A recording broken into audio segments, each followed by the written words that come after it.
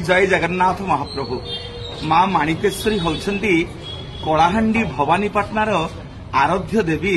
माँ होउछंती मालिकियाणी पाटराणी। कृपामयी माँ प्रत्येक वर्ष मूलाष्टमी रे नवकलेवर हुअंती। एक कथा शुणी आपण मानकु आश्चर्य लागुथिबो जे जगन्नाथ महाप्रभुंकर तो नवकलेवर हुए, माँ माणिकेश्वरींकर कौन नवकलेवर हुए। मूलाष्टमी दिन माँ होउछंती आज्ञा छिन्न मस्ता। मांकर मुंड नाही।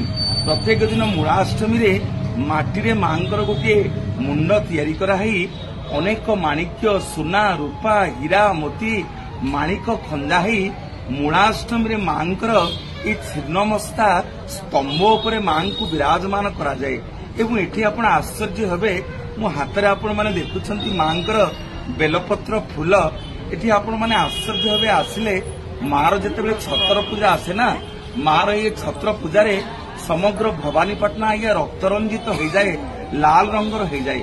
अनेक भक्त माने आसंती जार मनस्कामना थाए समस्ते गोटे गोटे पारा आज्ञा जाची दियंती। एई छत्र यात्रा दिन पाराटीए मां को पई उड़े दियंती।